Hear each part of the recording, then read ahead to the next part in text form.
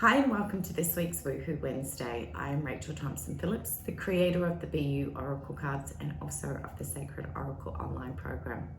If you have intuitively tuned into card number 3, and that is the card that stands out for you, this is your divine soulful message. It is the card of playfulness. The message at the bottom says, make time for fun and adventure. Playfulness rejuvenates your zest for life. This week, there is a really deep connection to the midweek card within the weekly energy forecast, which is the shadow self. Whenever we think of the shadow self, it's always about being given access to dormant things within ourself that we have buried. And what your soul is trying to say to you is bring some more playfulness into how you're going to clear that. Don't get caught up in your fears. Don't let it consume you. Give yourself a moment to take a step back and actually look at some of these fears that are coming to the surface. And some of them you may actually find incredibly funny, because you're just like, oh my God, I cannot believe that I let this fear hold me back from doing so much, that it brings in that jovialness. And as they say, laughter is the best medicine, and that is clearing in its own self. It's about being able to bring in that playfulness, which is lightness. Playfulness is fun, it's enjoyable, it's light, it's softer, it's completely non-judgmental, and that is exactly where your fears are at. You've been judging them so harshly, you've been judging yourself so harshly, that it's time to introduce some more lightness and discovering, like, how is it that you want to clear this? What's something that is enjoyable that comes in intuitively to probe you to be able to clear that through lots of beautiful rituals. It's also about the opportunity of being present. When our fears come to the surface, it does bring us back to the past.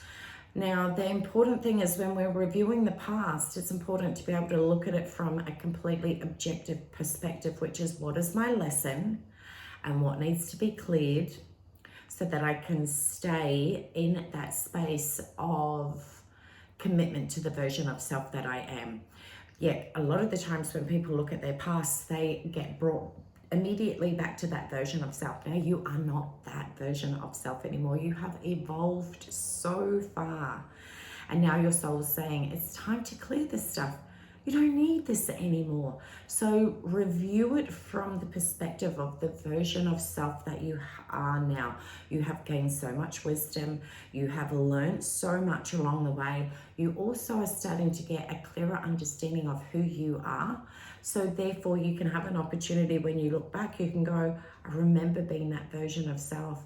I'm no longer that version of self, but how can I bring that wealth of wisdom into my past, bring that forward into the present, and look at ways of unlocking the emotional trigger behind it simply through clearing and letting it go.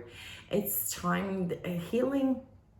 I find some people think that healing is this deep inner work that's, so soul searching. And yes, there is that component sometimes, but what your soul is saying is that there is also another approach, which is fun. It's enjoyable. It's enjoying your rituals. It's about being able to remember the version of self, bringing through, I know the word just keeps coming through so much, so strong for me, is lightness, lightness, lightness.